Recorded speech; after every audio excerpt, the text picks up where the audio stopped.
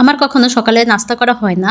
নাস্তা করা হলেও আপনাদের ভাইয়া যদি শুক্রবারে থাকে বাসায়, তো সেদিন দেখা যায় পরোটা কিনে নিয়ে এসে নাস্তা করা হয়। তো ভাবলাম আজকের শুক্রবারে আর পরোটা কিনে নিয়ে আসবো না, মাসেরও শেষ, এখন হাতেও টাকা নাই, তো পরোটা না কিনে একেবারে ভাতই রান্না করে আলু ভর্তা করে ডিম ভাজি করি। তো অনেকদিন এভাবে খাওয়া হয় না, আর সকালের নাস্তাটা এভাবে অনেক জমে যাবে।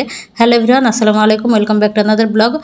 তো এখানে আমি সকালের জন্য সব কিছু তৈরি করে নিয়েছি। ভাত রান্না করা অলরেডি হয়ে গেছে, এখন আলু ভর্তাও করে নিয়েছি। এখন শুধু ডিমটা ভেজে নিয়েছি, আপনাদের ভাইয়াকে তুলে দিছি, ও মুখ ধুয়ে আসলে তারপর একসঙ্গে খেয়ে নেবো। তো একসঙ্গে এখন বসে খেয়ে নিচ্ছি। তো এভাবে আলু ভর্তার ডিম ভাজি কিন্তু গরম ভাতের সঙ্গে অনেক মজা লাগে, আর বিশেষ করে সকালবেলায় তো এই খাবারের কোনো তুলনাই নাই। তো সকালের খাবার শেষ করে এখন আমি দুপুরে রান্না করতে আসছি। আর দুপুরে রান্না করার জন্য মাছের মাথা ছিল ফ্রিজে, আর কোনো মাছ নেই, এই মাছের 3টা মাথাই ছিল। তো ভাবলাম মাছের 3টা মাথাই রান্না করে, যেহেতু মাসের শেষ মানে নতুন মাস পড়ছে, কিন্তু এখনও স্যালারি পাই নাই। তো একদম ঘরে যা বাজার আছে তাই দিয়েই চলতে হবে। কালকে স্যালারি পাইলে তারপরে নতুন করে বাজারঘাট করতে হবে।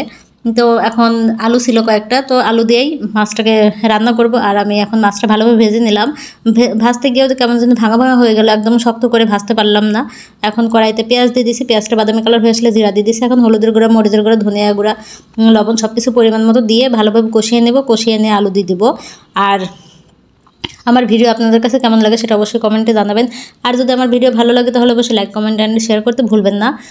যাই হোক, এখন হলুদের গুঁড়া, মরিচের গুঁড়া, ধনিয়া গুঁড়া সব কিছু পরিমাণ মতো দিয়ে দিচ্ছি। দিয়ে একদম সুন্দরভাবে কষিয়ে নেব, কারণ তরকারি যত বেশি কষানো যায় তত বেশি তরকারি স্বাদ হয়।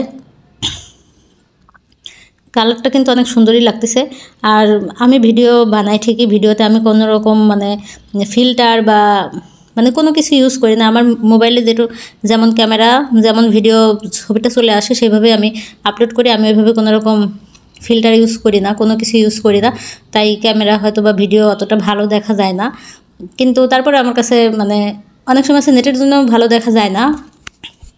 এখানে আমি আর একটু পানি দিয়ে ভালোভাবে সুন্দরভাবে কষিয়ে নিলাম, কারণ একদম সিদ্ধ করে নেব। তারপরে আমি ঝোল দিয়ে দিব, ঝোল দিয়ে মাছটা দিয়ে দিব। আর আমি এভাবে কখনো মাছের মাথা রান্না করি নাই। ফার্স্ট টাইম রান্না করতে গিয়ে একদম মানে আমি অবস্থা খারাপ হয়ে গেছে। মানে মাছের এখানে যে আমি পানিটা দিছি, পানিটা মনে হচ্ছে পরে মাছ যখন দেই তখন মনে হচ্ছিলো যে একদম পানি কম হয়ে গেছে, মানে ঝোলটা কম হয়ে গেছে, মাছ ডুবতেছিল না, মানে উপর দিয়ে ভেসে যাচ্ছিল না পানি।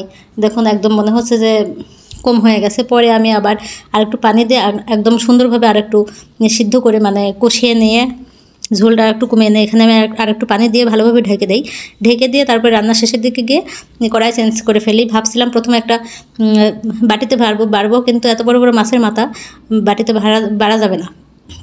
তারপরে কড়াইতেই নিয়ে নিয়েছি, ডেক্সি কড়াইতে। আর আমার তো মাথা অতটা পছন্দ না, তারপরে কী করবো, এখন মাসের শেষে ঘরে যা আছে তাই তো খেতে হবে, তাই মাছের মাথাটাই খেতে হবে। আমি মাছের মাথা নিয়ে যেগুলো একটুও পছন্দ করি না, খেতেও পারি না। যাই হোক, এইদিকে আমার কথা বলতে বলতে রান্নাবাড়া শেষ হয়ে গেছে। তো সবাই ভালো থাকবেন, সুস্থ থাকবেন, আল্লাহ হাফেজ।